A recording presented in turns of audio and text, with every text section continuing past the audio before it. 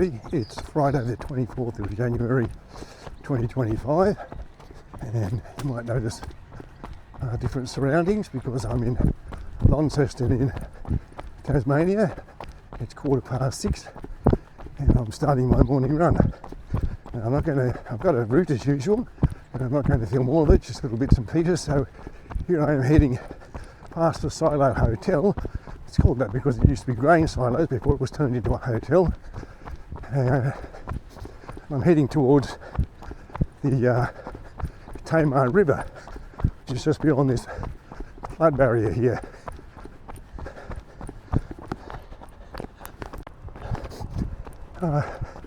Off to the right there is the Tamar River, and further along in the distance you can see a bridge. The river that comes under that bridge is called the South Esk River, and heading to the left a little bit is the North Esk River. Where those two rivers combine out here is the Tamar. This is a pedestrian bridge across the North Esk, and directly ahead is the seaport with a hotel, apartments, restaurants and cafes. Back in the colonial times, and even for a long time afterwards, Launceston was a working port. So ships would come up the Tamar from below head with goods from the mainland, and of course water traffic would go the other way as well. Hence the name Seaport. This is the Esplanade that I'm on at the moment. The North Esk River on the left, and the magnificent Customs House on the right hand side.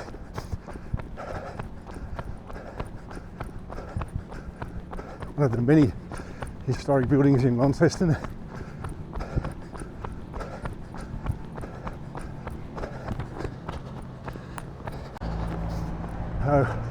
I'm still on the North Esk flood levee. On the left there, across the river, is the student accommodation for the University of Tasmania, which has been progressively moving its campus from the northeastern suburbs down here to be closer to the city.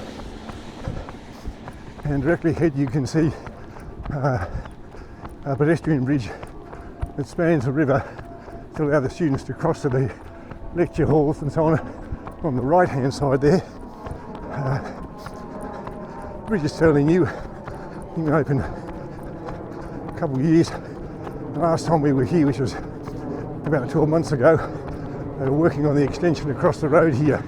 Up until then they just crossed the river part.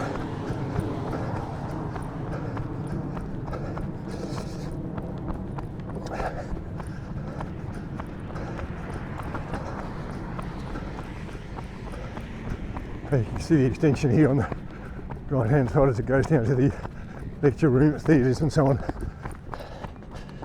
I'm on the top of the North Esk levee again, going back in the direction that I've been running. It's about 1 kilometre along here to the next turning point. It's all sealed along here, which is good. There are some parts of it that are gravel, but not this section.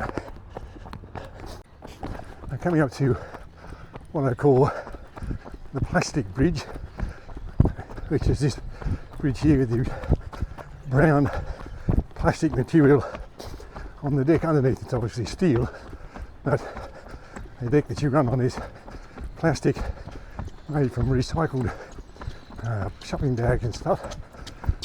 And we're crossing the North Esk again. Through there you can see the pedestrian bridge I mentioned earlier. Into the bridge here, make a right hand turn and along the paths that are part of the North Esk flood mitigation scheme.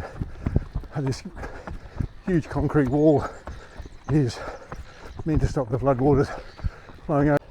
I've just come off the what I would call the brown plastic bridge, because the deck is made of plastic and it's brown, and now I'm on the path that is part of the North-Esk flood mitigation scheme, where this huge wall is meant to prevent the floodwaters from the North-Esk, which is on the right there, flowing over into the old railway yards, which are behind me on the right here, sorry, on the left, and a little bit further up some university buildings, which we'll get to in a second. So the buildings on the left here are all part of the University of Tasmania campus, and directly ahead is what's called UTAS Stadium. They don't own it, they just pay the naming rights. But if you're an AFL follower, then you'd know that when Hawthorn play in Tasmania, they play their home games there. I think they play 4, maybe 5 games a season there. It seats about 19,000, I think. And so on the other side of the North-Esk, which is on the right, and on the levee at the top of it here, I'm coming up to a marker on the side of the path, which is the starting point for the Launceston park run. There are 3 park runs in Launceston, and one of them, the briefing, takes place in front of the stadium there. And then they come onto this marker up here, and that's the start and finish line. So here is that marker, big solid metal thing set into concrete, you can't miss it. As I said, it's the starting point and finishing line of the Launceston park run, the 5k event that continues up here. We're not going to do all of that, we'll go around the car park in a moment. This is a rather large car park, as you can see, and it's all part of the redevelopment of the University of Tasmania, moving itself down closer to the city. Used to be free parking at one stage here, now it's a pay park, but also there's a park and ride facility, so you can pay to park here, and there used to be a free bus that would pick you up and take you to your work or various points around the CBD, so you didn't have to worry about finding parking in the CBD, because it's all pay parking there and it's pretty difficult to find. As far as I know, that system is still in operation here.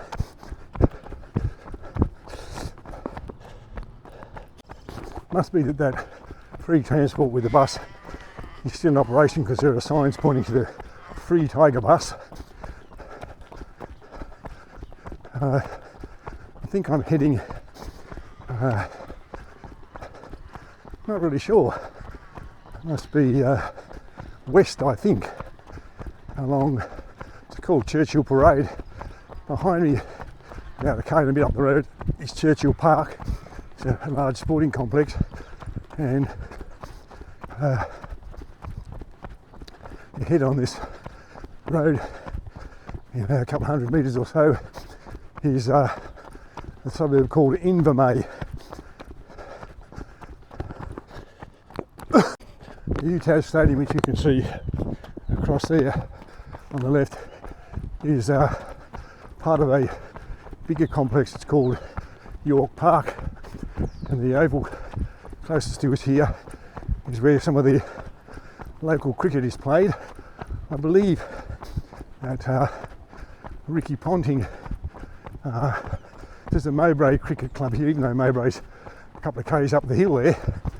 This is where the cricket club home ground is, and I believe former Australian captain Ricky Ponting began his cricketing career here.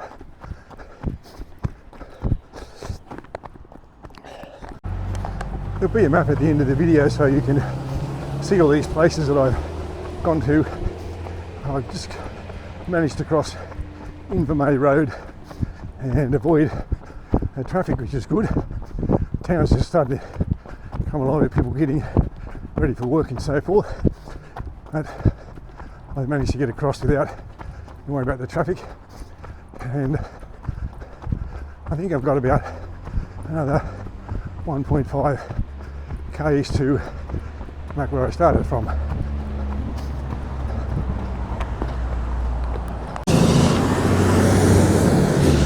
This is the East Tamar Highway, well, it's actually called Godrich Street here, Goderich Street or something here, but it's the East Tamar Highway. If you follow it to the right far enough, you'll come to Georgetown and Low Head, where the Tamar flows into Bass Strait. If you go left, you go back towards the CBD. This is Murphy Street in Invermay, and it's a kind of mixture of residential and light rendering and small manufacturing, and a couple of car yards just up the road here as well, so we have a hodgepodge of things that happen around here.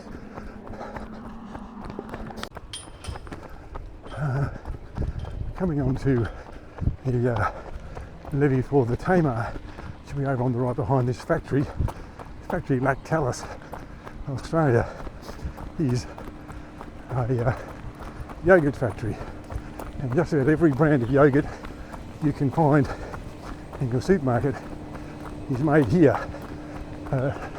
One of them is the Tamar Valley Dairy yogurt, but lots of other brands, because essentially all yogurt that's sold in Australia made by the one company. This is one of their plants here. And now I'm going in a southerly direction for about a k's till I get back to Riverbend Park. I just completed the first section of that levee, and there's a crossroad, so you can see a little bit of a rise up here, and there's some more factory type buildings. I don't really know what goes on there. And again, ahead on the right will be the Tamar, on the left these factories and other buildings. So this is the second little cross road here where traffic goes into factories and whatever on the right there. This bit of a rise for the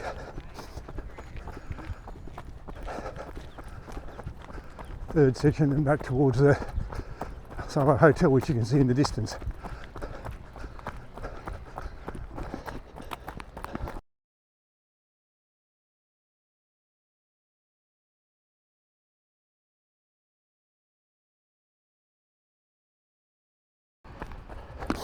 This is the home leg. As I said, this Silo Hotel is on the right hand side, car park on the left, and down quickly ahead where its office works. Next door to them is JB Hi-Fi, and just down from them is Bunnings. So this is a big box area if you like, and Riverbend Park is the next entrance just directly ahead where I started from. The National Automobile Museum of Tasmania is across the road there, and very interesting cars if you're a car nut, like looking at old cars.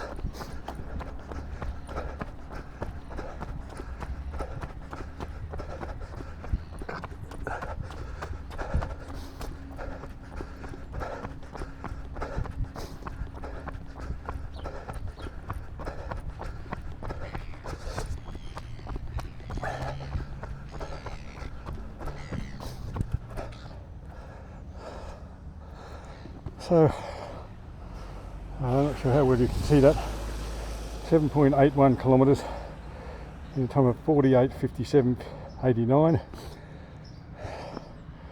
at a pace of 6:16 per kilometre.